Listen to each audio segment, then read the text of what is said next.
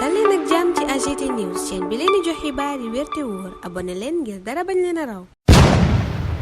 AGT News. Bismillah daleen ak jàmm ci chaîne bi ngeen taamul seen bopp AGT News. Coowal conseil constitutionnel ak sunu gaynde yi ndërmeelu ca kanamu Côte d'Ivoire mooy li yéenekaay yi gën a yittewoo ci talaatab tey ji fanweeru janvier atum 2024. L'info xëyee yeggee ñu tontu juróom-ñaari sage conseil constitutionnel ci tuuma yi parti démocratique sénégalais yëkkati teg ca kaw ñaar ca ñoom. yéenekaay bi ne kenn ca ña ñu tuumal sax di Cheikh Ndiaye ab magistrat porté na plainte ca kanam procureur ñaawlu ay tuuma yu teguwut fenn te ñaaw ba yegg ci lool gin ci ab magistrat ak diingat lu nu àtte ba nuppi bokk na ca la magistrat bi di Cheikh Ndiaye kalaame ji ca kanam procureur. yéenekaay bi ne ca seen communiqué ba nag ñoom waa conseil constitutionnel daal nañuy xamle ne tuuma yenu yëkkati teg ca kaw ñaar ca ñoom kenn du ko bàyyee noonu mu sedd ndax lu mën a salfaañe dalug réew mi la ak bànqaas yi di institution yi. conseil constitutionnel nag ma ngay fàttali ca booba la yéenekaay ne bépp dogal bu mu jël du kenn wala ñaari nit ñoom juróom-ñaar yi yépp ko jëlandoo. réew mi quotidien ne juróom-ñaari sage yu conseil constitutionnel yooyu fi mu ne ñoo taxaw temm jàkkaarloo ñi leen di diingat. journal bi ne conseil constitutionnel mii nag fas yéene wuta démissionné benn yoon. magistrat bi di Cheikh Ndiaye sax gannaaw tuuma ya PDS yëkkati teg ca kawam ak kaw Cheikh Tidiane Coulibaly moom yóbbu na ab plainte ca kanam procureur ngir kalaame ji. Le Réveil ne juróom-ñaari sage yi conseil constitutionnel yi kay fi mu ne ñooy menacé sax PDS ab plainte. yéene kaay bi ne Cheikh Ndiaye di ab magistrat yóbbu na ko ca kanam procureur kalaame ji parti Abdoulaye Wade bi. doomi Abdoulaye Wade ji di Karim moom yéene kaay bi ne la mu jàpp mooy lii nu sumb yépp ca assemblée nationale lu am solo la ngir fësal dëgg-dëgg lan moo am ca conseil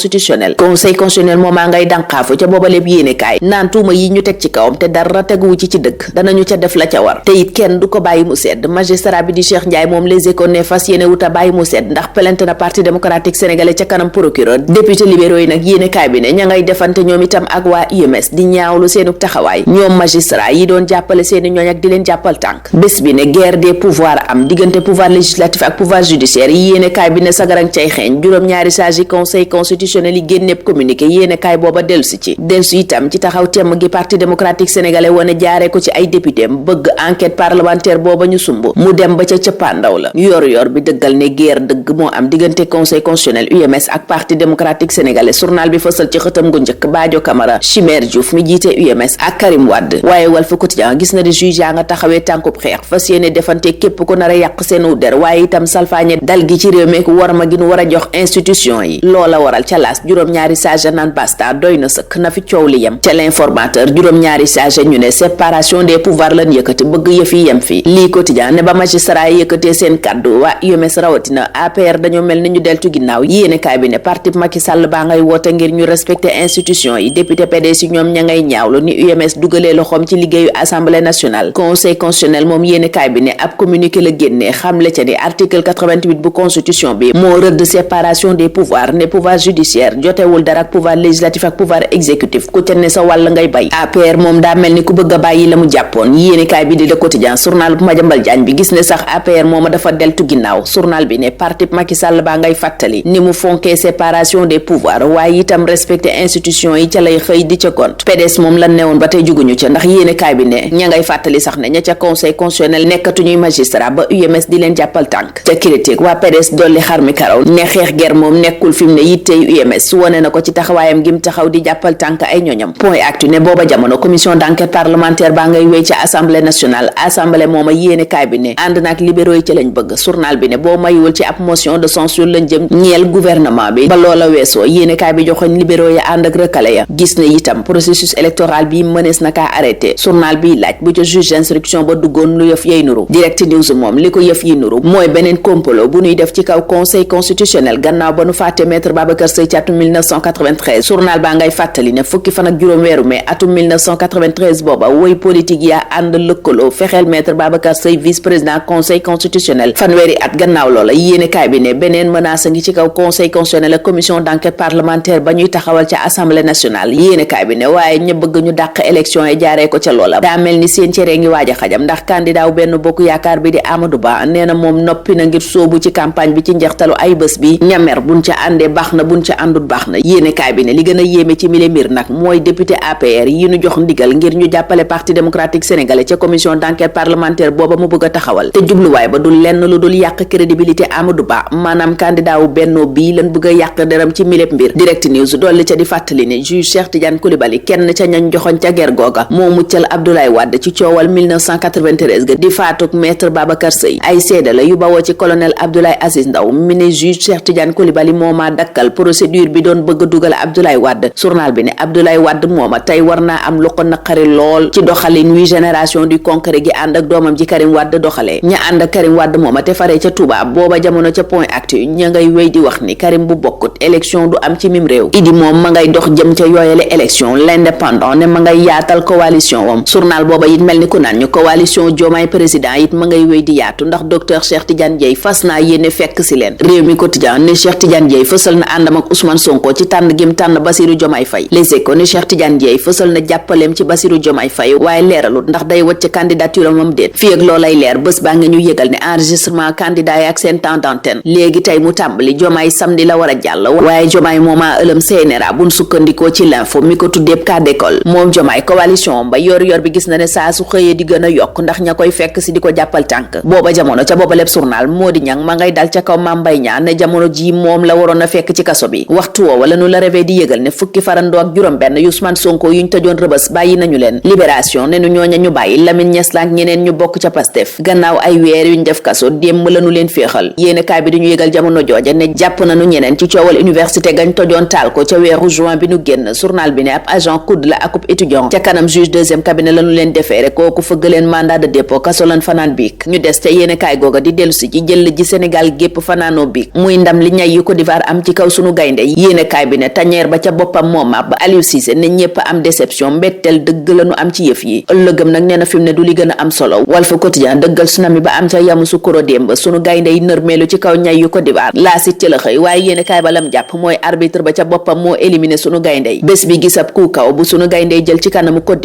d'Ivoire mooma stade nangu ne fi mu ne mooy bête noire dëgg bu Sénégal yéene kaay bi ne benn bal la ku ne dugal sa morom ban yeggee ca tiro bu Côte d'Ivoire gagné ñu juróomi bal ci ñeent waaye Henri Camara ca l'Observateur ma nga naan lan ñu gagné du physique du tactique Sénégal mental lañu ko daane Pape Fall ne leader ya ñoo jëlut seen ay responsabilité Lokot ne li xew dëgg mooy temps faible yu yàgg yi lool ba tax ivoirien yi jàppaat confiance mën a dellu si ci match bi Le Quotidien ne match bu démb bi li mu tekki mooy malédiction du champion Sénégal mi yore raay ji yéeni kaay bi ne ca tiro bi lañu ko éliminé huitième de finale enquête dellu si ca huitième de finale yooyu ne sunu gaynde amuñu ci woon genn ngànnaay ñayu Côte d'Ivoire yi journal bi ne danoo yeewu dal ci kaw gaynde yi capitaine gaynde yooyu di Kalidou Koulibaly ca yéeni kaay ba ma nga naan bëggoon nanoo gën a sori ci jongante bi Sadio naan match bi munoon nan koo rey Aliou Cissé moom di wax ci ëllëgam naan on verra ce que l'avenir nous réserve L'Indépendant ne aventure bi fii lay yem ngir sunu gaynde yi kan ba ca Côte d'Ivoire journal bi ne Sénégal pare na ca Modou Lo moom booba jamono sunu làmb ak ñu yëgal ne noppi na ngir may chance gone yi ci làmb ji journal bi ne ñoom la fas yéene dëkkmal tegee wet Tapha Tine ak Balla Gaye 2 gone yi ci làmb ji yéene kaay bi ne ñoom la bëgg a may seen chance lata moo wéer ngembam ci làmb ji maanaam jeexal carrière mbërëm foofa la ñuy jeexalee tey ñun ñaanal leen kenn dal ak jàmm dig daje ëllëg incha allah. AGT News.